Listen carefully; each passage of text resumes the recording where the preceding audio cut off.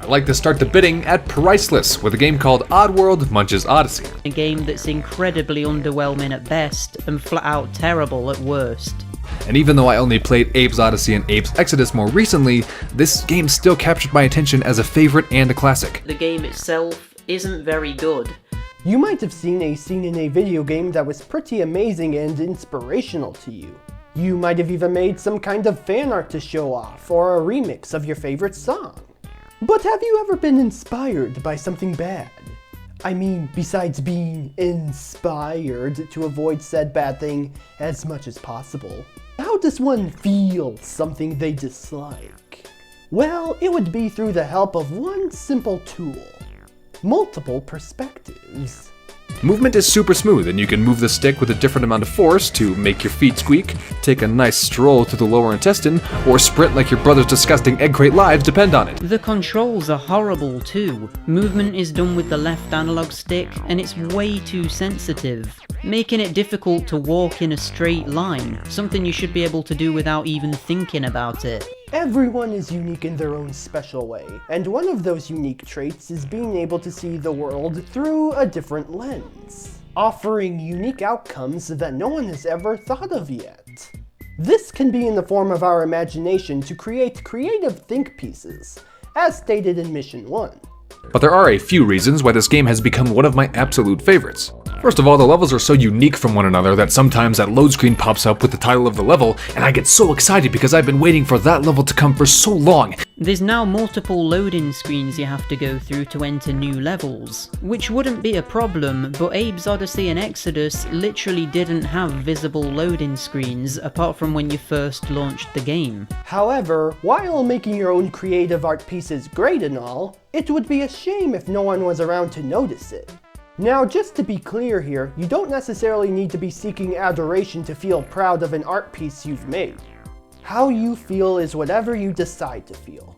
But with that said, most others want to show off their art piece when they feel they are finished with it, even posting updates on how their progress is going along. Sometimes it is interesting to see how an art piece looked at one point and how it compares to the final product. But regardless of how one publishes their work, people publish to see how it resonates with others. Many will say it's good, but there will always be others who feel differently about said art piece. This is a great game, but it's a little long. Oddworld Munch's Odyssey gets an 8 out of 10. And despite everything I didn't personally enjoy so much though, it's still not a bad game, and it turned Munch into another icon as well as winning many awards for direction, story and visuals. Well, there you have it, Oddworld Munch's Odyssey. What a great game. Frustrating at times, but such a great game. It's a little gem. It's a cute little gem, which was a release title for the Xbox back in the day, yeah. If you ask an Oddworld fan their favorite Oddworld game, they'll probably say Abe's Odyssey or Abe's Exodus. Well, mine is Munch's Odyssey. Even after finishing every Oddworld game except for Soulstorm, which I'm not even close to finishing, and the Game Boy games, Munch's Odyssey still is my favorite. This is probably because it's one of the first games I've ever played in my parents' modded Xbox, along with Sonic Heroes when I was around 4 years old. Now, I never played the first two Oddworld games prior to playing Munch's Odyssey. In fact, this was the first game I ever played, at the innocent age of 6 years old. But does Oddworld Munch's Odyssey hold up today? Well, kinda, sorta. Nowadays, the whole thing just feels a little bit dated, especially for an Oddworld game. Is it worth picking up though? Yeah, I'd say so. It will still have all the charm you'll remember, but you might start to identify the issues a little bit easier.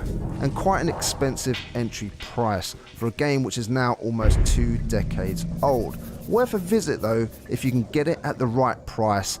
A 7 out of 10. But almost 2 decades later, a lot of it is rough around the edges. These are what I find to be the more interesting parts when critiquing an art piece, as hearing the same praise over and over again can only yield so much input to work off of. The same can apply to something that is disliked by many, but there will still be at least a few who can find something to appreciate about the art piece. That's it for this mission. Check the description for your challenge. Good luck!